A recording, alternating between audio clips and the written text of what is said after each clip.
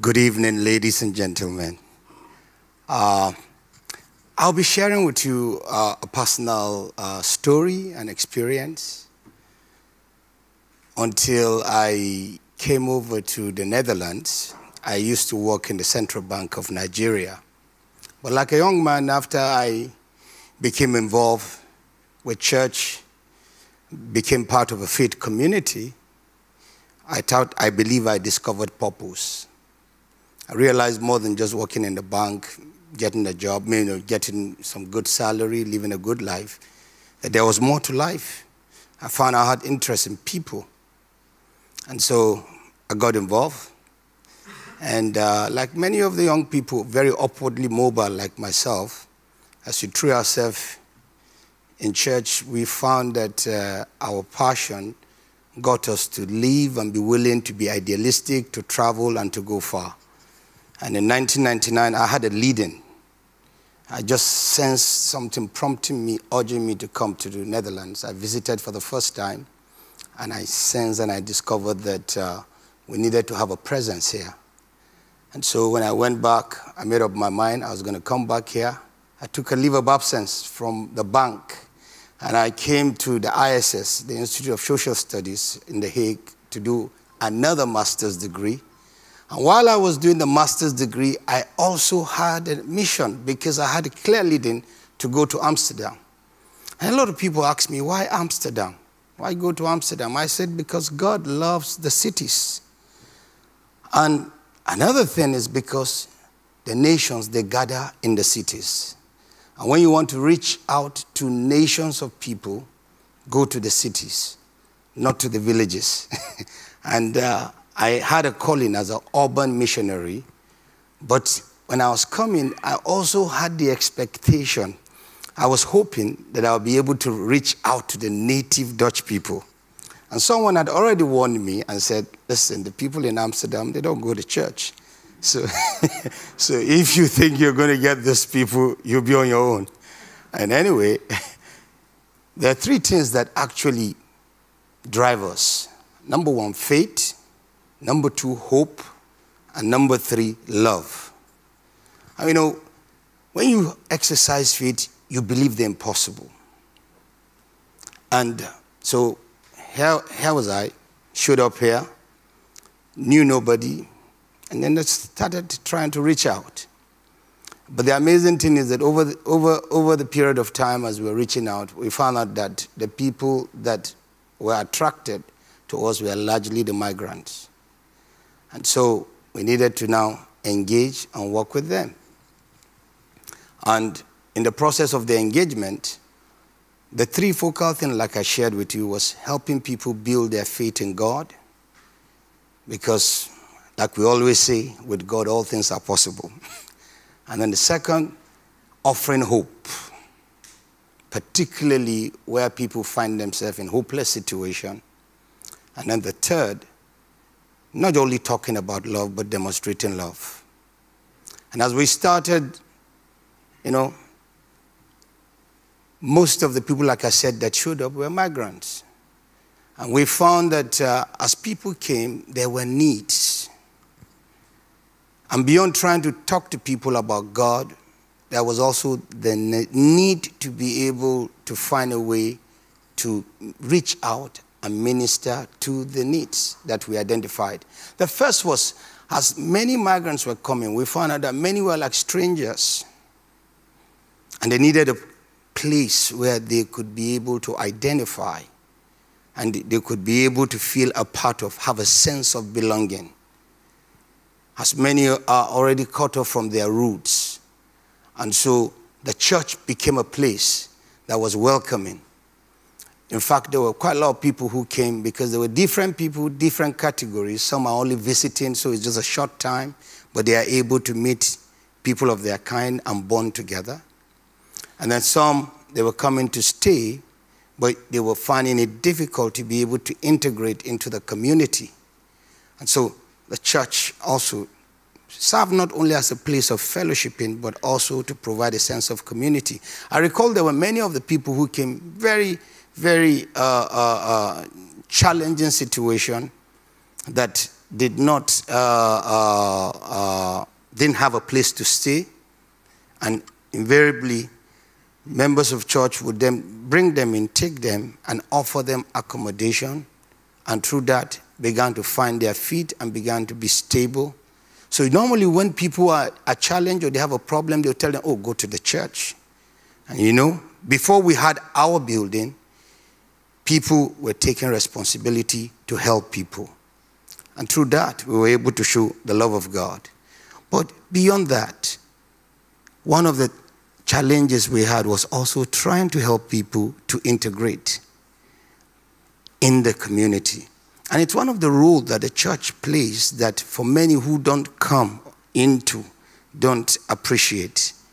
And we found out that as people are coming, part of the challenge of integrating into the city, you know, becomes important, as the church is the place where they are able to get information, and not only get information, where they are also, you know, being able to be helped. When I look back, I look at so many people who came, and we thank God today their story have changed. I recall when we started, we had a church that was largely undocumented. We like to use a nicer word, not to use the word illegal. And for many of these people, to help them settle in, I recall, it may sound strange to many, but one of the things we used to do, we tell people, as a people of faith, we believe in prayers. Some went through this asylum procedure. Some who suffered rejection, they had to get some help to be able to sort themselves out and to see how they could go on.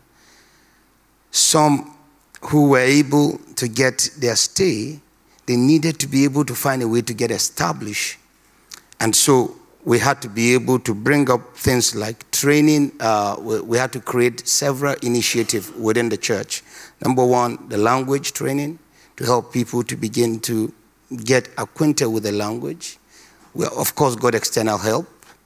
We had to also start empowerment trainings for a number of the people, to teach them if you don't get a job, you can begin to see what skills you have and how you can begin to engage that. For many, we had to be able to begin to teach them some of the things that would help them in terms of integrating in the culture. So quite a lot of initiatives we started to do that made the community to become, you know, a reference point. And as we eventually got our building, organizing became even a lot better. But also, we taught people how to get back to school, how to develop themselves, train in the school, because we come from a background where many of us were professional. My wife was a medical doctor.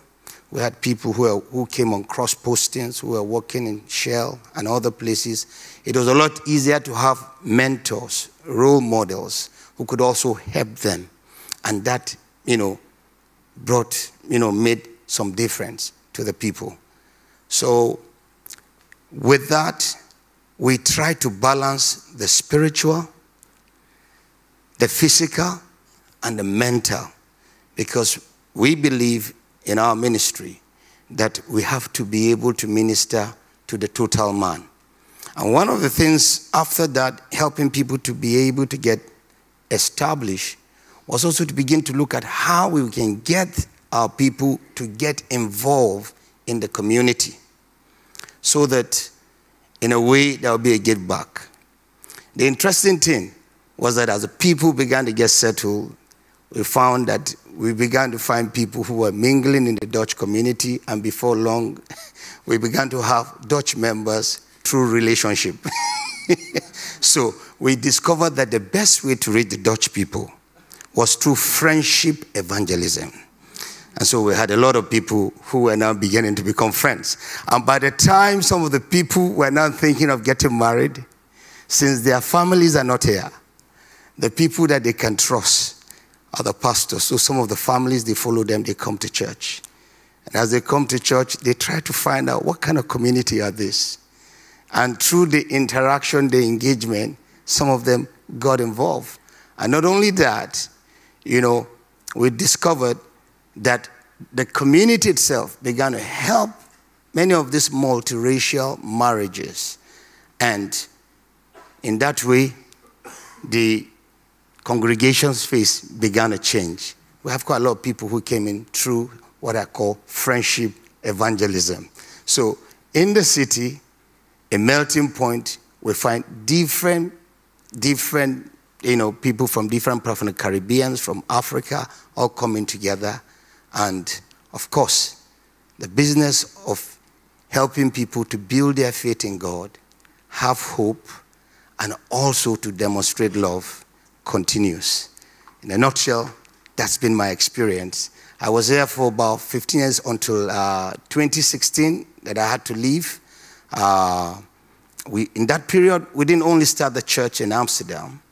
Amsterdam became the headquarters, but we were able to start several other initiatives within the period that I was here for about 16 years. And in Almere, in Groningen, in several parts, we are very much present and getting day by day involved within the community. So God is interested in the cities. Faith is also needed for many people to find meaning and purpose to their life. The church offers a platform to bring hope within the city. There are many issues within the city, and not just only government is realizing more and more that they need to engage faith-based leaders to also help in addressing some of the problems in our community. Today, while we were having dinner, we were talking about the engagement in Amsterdam with the churches, which my church is a part of, in terms of addressing some of the social concerns, like the issue of health and the issue, there are several other issues, but I think I'll just leave it here. Thank you.